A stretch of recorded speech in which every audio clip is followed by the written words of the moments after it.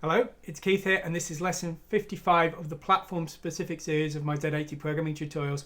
We're going to be looking at the Sega Master System today, and we're going to be having a bit of fun with the LightGun. Now, we're going to be working on an emulator. I don't have the real gun, but I think we can have some fun anyway, because the emulator will support the mouse and simulate the gun for us.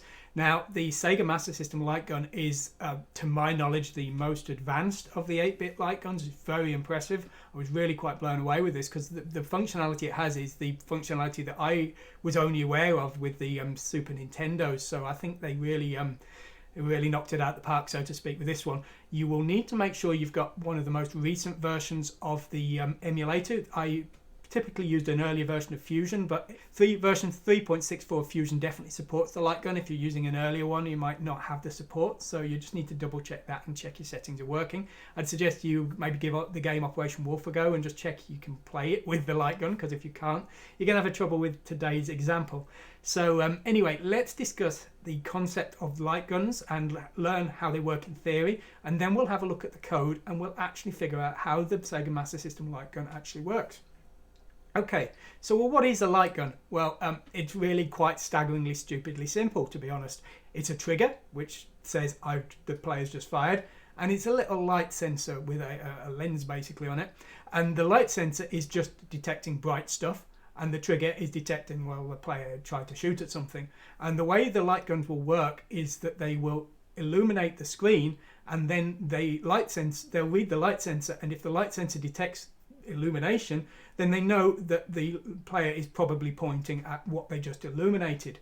Now, if you look at a game like Duck Hunt on the Famicom Nintendo, you will see when you pull that trigger, the screen goes black, and then a white box flashes over each of the ducks separately. And what they're doing is when you press that fire, they are basically showing each of the ducks white and saying, well, has your sensor seen anything? No. Well, try the other one. Has your sensor seen anything? Yes. Well, they were obviously pointing at that duck. And if in some cases you can cheat them by pointing at a light bulb and they'll think you've shot both the ducks or something crazy. It depends on the game's code, but that's the way the vast majority of LightGuns worked. They would flash a box around each of the enemies and check, is the player pointing at this enemy? No. Is this player pointing at this enemy? And maybe they'd flash the whole screen just to check if the player is even pointing at the screen. But that's the way that they typically would work. Now, the Sega Master System LightGun, oh boy, is it clever. It doesn't have to do that. It actually has hardware in the Sega Master System which is helping out, and that means they can be far faster and far less crude than just flashing blocks around each of the enemies. What they do is they flash the entire screen just once, and then it waits while the CRT is drawing, and the Sega Master System knows which line is currently being drawn by the CRT. So as soon as that light gun detects light, it knows that the gun must be pointing at the line that was just drawn. It then has another trick, which is it actually also knows the horizontal position of the beam, and this is far too fast for the Z80 to read, but the hardware in the Master System has stored it for us. And the long shot of this is that we can get a near pixel perfect position of the light gun on the screen with just one single screen flash. Whereas I say with something like Duck Hunt on the NES, you would have to flash once for every enemy on the screen. So it's really quite impressive of the Sega Master System to have this functionality. So that's the theory of the LightGuns. What does this actually come into in our game code? Well, we have to work in the VBlank interrupt handler because we need to flash the entire screen once, and so we need the screen to be blank when we start doing our testing.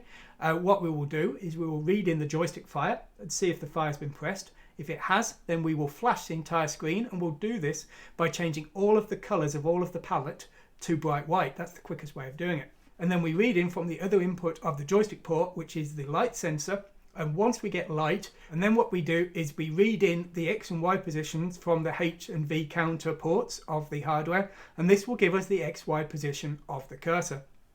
What we then do is we just set the palette back to normal and we carry on. And this, of course, will all happen during our interrupt handler, but this gives us the ability to get the XY position very accurately. I think it's just to a 2 pixel X position and the individual line of the Y position. Very impressive. And as I say, really unrivaled to my knowledge in the 8-bit sphere. So, okay. So let's go over and have a look at the code. And first of all, let's fire it up and see it in action. So this is the example. It's called SMS LightGun, and if we just fire this up on the SMS. Okay, now if I press, I think it's F12, there we go. You can now see I've got this little cursor moving around, and this is the simulated light gun.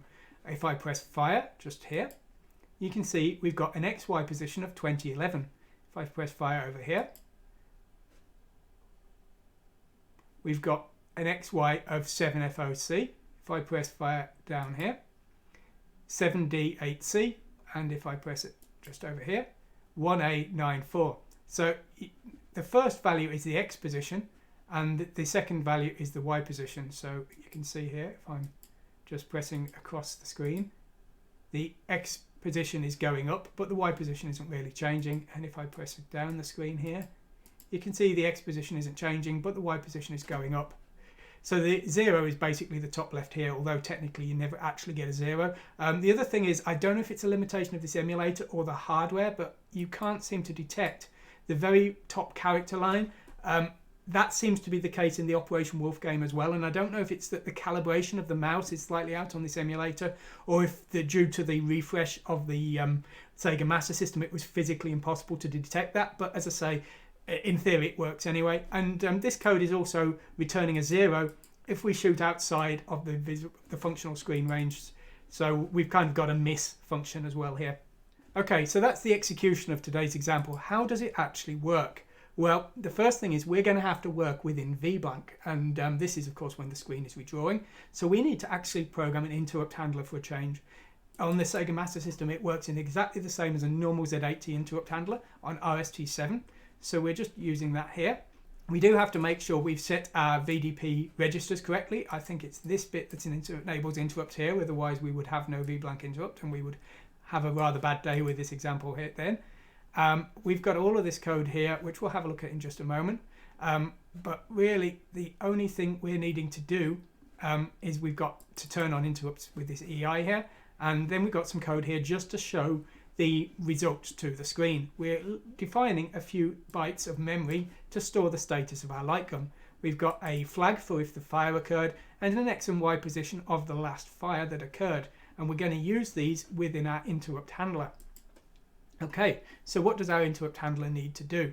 Well, first of all, it's going to need to change the palette. The palette is used by VRAM addresses C000, and what we're going to do is we're either going to load in the normal palette, in this case, which is the default colors for our screen. In this case, they're not very interesting, but that's what we're going to do.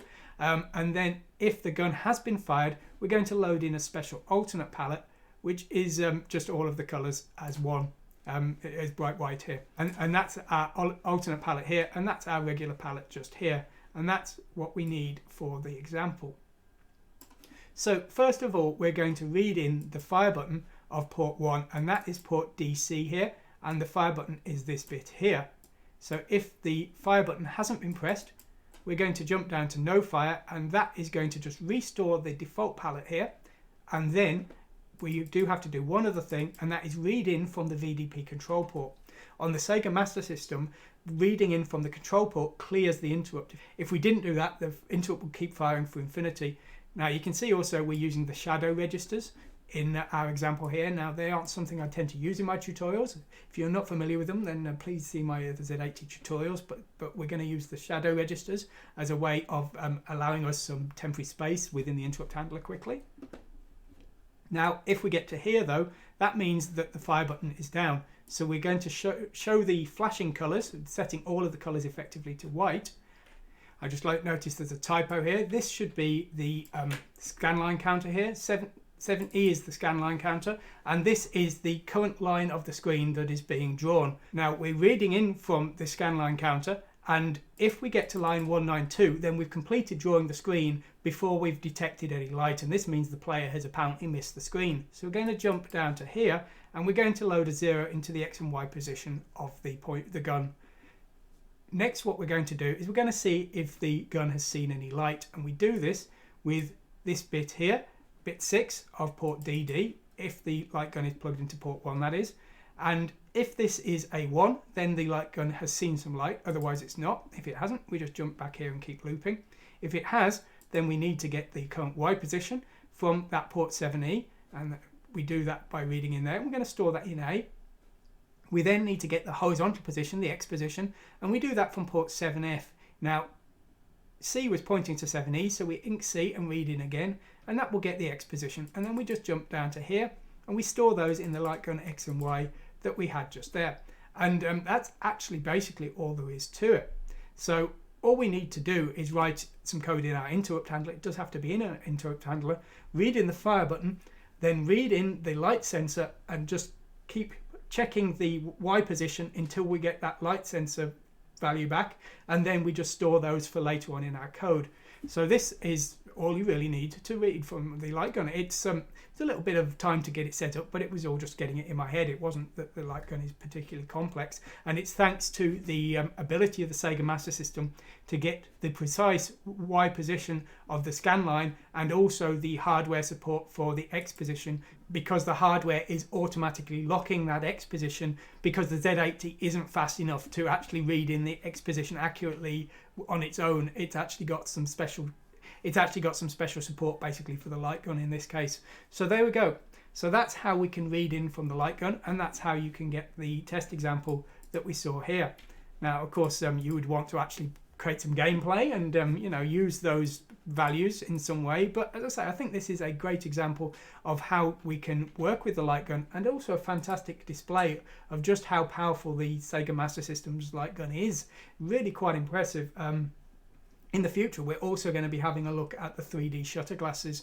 The Sega Master System really does excel in this kind of specialist hardware for some reason, and I think it's a real shame that it didn't get more attention back in the day. But anyway, I hope you've enjoyed this. I hope you found it interesting.